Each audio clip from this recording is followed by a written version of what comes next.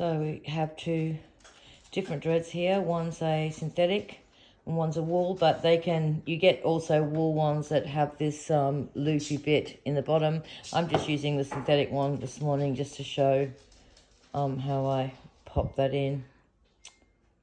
So another thing we've been asked is how to give your locks more bulk, but just on a temporary status. So you can get these locks that are double-ended and they're quite long. This one's probably about 50 centimeters, I'd say.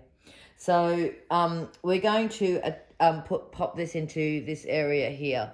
So the easiest and non-complicated way to do it is on a loose base. So before you do your maintenance, you pop this in. Now it's going to be awkward for me because I'm on camera. And it just sits through there like that.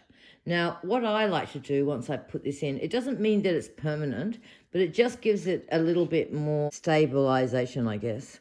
It means it's not going to fall out. Just kind of lock that base off there. It can still be pulled out really super easily, but it just means that when your other locks are sitting on top of it, that will not slip, because they tend to slip one way or the other, and we don't want that to be happening. So that is one way of putting this in. The other way is you will get your locks and they will have a little hole in the end like this. That's just simply to... I know there's several different ways of doing this and different people will do it different ways. You can actually, sorry, because I don't have a lock here and just hair, it's a little bit slippery, so just bear with me.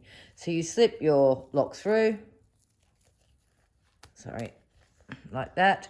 And then to hold it in place, you can actually put it through again. A lot of people use elastic bands here. I'm not a big fan of elastic bands in locks. I just... the top. So I'm going to try one more time. I'll just kind of like try and make this hair less likely to fall, and maybe if I push it in like that, yeah, that's done it. So basically there, I've locked it off at the base, and if that was a dread, you can imagine it would have more substance, so it would stay there. So that's just one way of actually putting that lock in. And again, if you wanted to make it a little bit neater, you could actually just lock that at the base just really lightly, and that way it's not going to come out, but it will come out easily when you're wanting the lock to come out. So that's two ways of putting in some extensions that are not permanent, they're temporary, and give a lot more volume to your dreads. If there was dreads here, you'd see that they would fall nicely within that space. So I hope that's helped today with some things. Just one last little thing I want.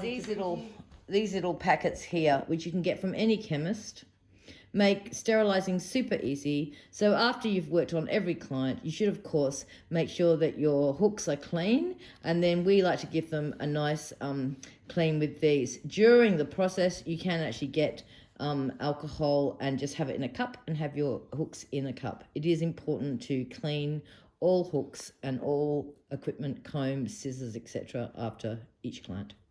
Okay, that's for us today. Thank you.